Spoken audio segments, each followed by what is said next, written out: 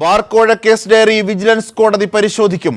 Case ഡയറിയിലെ 8, 9 ഭാഗങ്ങൾ പരിശോധിക്കുമെന്നാണ് കോടതി അറിയിച്ചത്. പകർപ്പ് നൽകാൻ വിജിലൻസിനോട് കോടതിയുടെ നിർദ്ദേശം. വിവരങ്ങളുമായി ഇപ്പോൾ ജീവൻ കുമാർ ഞങ്ങളുടെ പ്രതിനിധി ചേരുകയാണ്. ജീവൻ, എന്തൊക്കെയാണ് കോടതി പറഞ്ഞത്?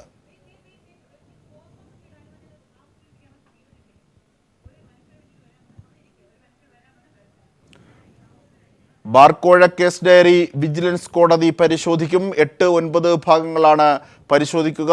വിവരങ്ങളുമായി ഇപ്പോൾ ജീവൻ കുമാർ ഞങ്ങളുടെ പ്രതിനിധി ചേരുന്നു. ജീവൻ, എന്തൊക്കെയാണ് ബാർക്കോഴ കേസ് ഡയറിയുമായി ബന്ധപ്പെട്ട് കോടതിയുടെ പരാമർശങ്ങൾ?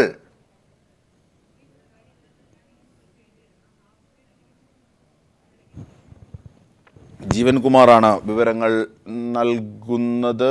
ബാർക്കോഴ കേസിൽ ഡയറിയിൽ തിരുത്തലുകളും കൂട്ടിച്ചേർക്കലുകളും അടക്കം ഉണ്ട് എന്ന സംശയം ബലപ്പെട്ട സാഹചര്യത്തിലാകാം ഒരുപക്ഷെ കോടതി കേസ് ഡയറിയിൽ പരിശോധിക്കണമെന്ന ആവശ്യം മുമ്പോട്ട് വെച്ചത്. ഡയറിയിലെ 8, 9 ഭാഗങ്ങൾ പരിശോധിക്കണമെന്നാണ് കോടതി ആവശ്യപ്പെട്ടിരിക്കുന്നത്.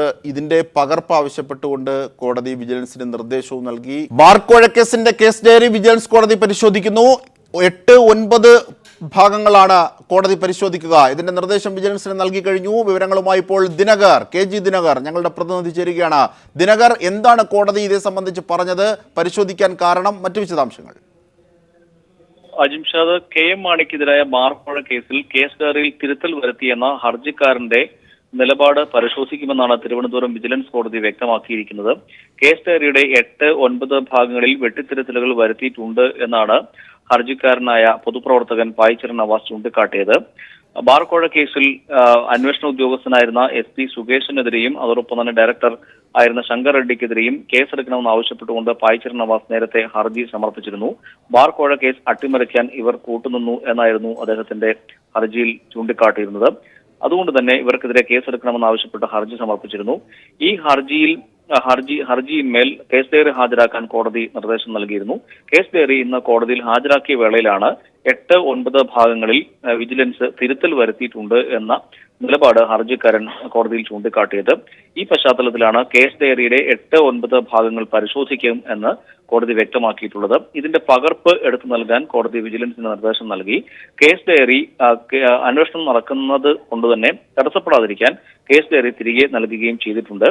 നേരത്തെ അന്വേഷണ ഉദ്യോഗസ്ഥനായിരുന്ന SP ഈ കേസിൽ ബാർക്കോഴ കേസിൽ തുടരന്വേഷണം ആവശ്യപ്പെട്ടുകൊണ്ട് കോടതിയെ സമീപിച്ചിരുന്നു. കോടതി തുടരന്വേഷണത്തിന് അനുമതി നൽകുകയും ചെയ്തു.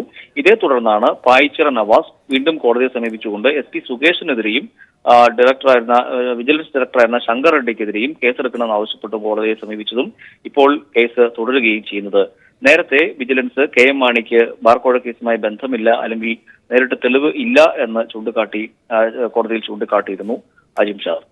ശരി, ദിനകറാണ് വിശദാംശങ്ങൾ നൽകിയത്. ബാർക്കോഴ കേസ് ഡയറി വിജിലൻസ് കോടതി പരിശോധിക്കും. 8, 9 ഭാഗങ്ങളാണ് പരിശോധിക്കുക. ഇത് എത്തിക്കാനുള്ള നിർദ്ദേശവും കോടതി നൽകി. ഇതിൻ്റെയൊക്കെ വിശദാംശങ്ങളാണ് ദിനകർ ഞങ്ങളുടെ പ്രതിനിധി നൽകിയത്.